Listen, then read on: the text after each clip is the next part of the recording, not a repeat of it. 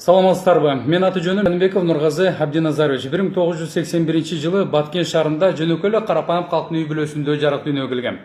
Убакыт келип авиациялык окуу жайды аяктап, өлкөгө жаңы бийлик орногондон баштап эле менин асыл ой тилектерим орундалып, Баткен аэропортуна жетекчи кызматына дайындалдым.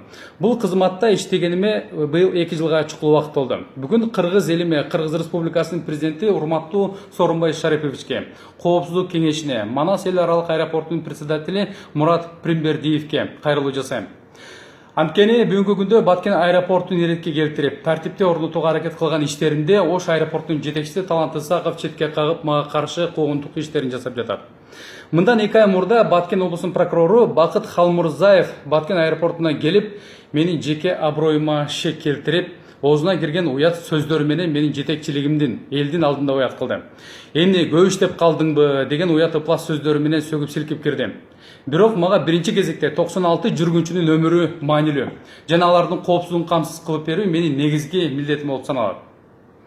Ошол прокурордун менин жеке кадыр баркыма, намысыма шек келтирген уят ыплас сөздөрүн Оштун жетекчиси Талат Качкынбаев да колдоп турганы белгилүү болду. Бүгүн 28 декабрь мен өз калуум менен 31 декабрь күнгө арызымды жазып кетүүгө мажбур болуп жатам. Буга чейин президентибиз 2 жолу Баткенге иш сапары тартып, Баткен аэропортуна учуп келип кетти. Президенттин коопсуздугу биринчи кезекте аэропорттун чек арасында менин мойнумда болчу. Бир гана өлкө башы эмес, бардык жүргүнчүлөрдүн коопсуздугун камсыздоо биринчи менин милдетим. Анткени авиациялык коопсуздукка мен гана керт башым менен жооп берем. Баткен аэропортунда жетекчи болуп отурганга чейин үй бүлөлүк клан башкарып келген. Тагыраак айтканда Имаров Амирбек жетекчи, аэропорттун мурдагы жетекчиси. Аэропорттун бир канча жерин менчиктештирип, үй, кафе, авиакасса салып алган өзүнүн кызыкчылыгы үчүн. Баласы госрегистрдин жетекчисинин орун басары азыр деле Имаров Адылбек азыркы күндө да тез жеттин атайын өкүлү.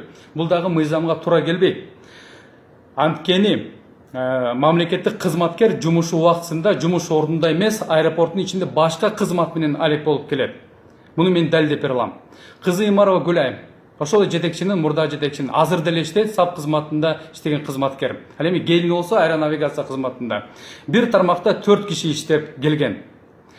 Бүгүнкү күндө Баткен аэропортунда сабатсыз кызматкерлер дагы бар. Мен Ош аэропортунун кадрлар бөлүмүнө бир нече жолу кайрылгам кат менен. Бирок Оштун жетекчилиги буга көңүл бурган эмес, көз жумуп келген. Билимдүүлөр калып кетип, билимсиздер тааныш билиштердин коррупциянын бети ачылбай жатат. Өлкө башыбыз бизге далилдер бергиле, жардам бергиле деп жатат. Авиация тармагында коррупция күч алып, тааныш билиштер тармагы болуп, билимдүүлөр, таанышы жоктор четте калып кетип жатат. Мен оюмча ушунун айынан дагы кара тизмеден чыгуу кыйын болуп жатат деп ойлойм. Баса белгилеп кетүүчү жагдай Баткен аэропортуна эл аралык деген макамды берип коюшкан. Бирок 10 адамдан турган аэропорт эч качан эл аралык макамга жооп бербейт. Аэропортто 2 каралуучу бар, жөнөкөй мисал. Бир каралуучу 2 сутка бою бир сменде турат. Бул дагы авиациялык нормага жооп бербейт. Мен бүгүнкү күндө мажбур иретинде өз калуум менен жазып берген арызымдын негизинде жумушумдан кетип жатам. Анткени Баткен облусунун прокурору Бакыт Халмурзаев аэропортко келип авиациялык эрежеге баш ийбей, тартипти сактабай, менин ар намысыма, кадыр баркыма шек келтирип, жаман ыплас сүйлөгөн сөздөрүн анын саясатын Ош аэропортунун жетекчиси колдоп жатат. Бул видео кайрылуу менин коопсуздугума да таасир бериши толук мүмкүн.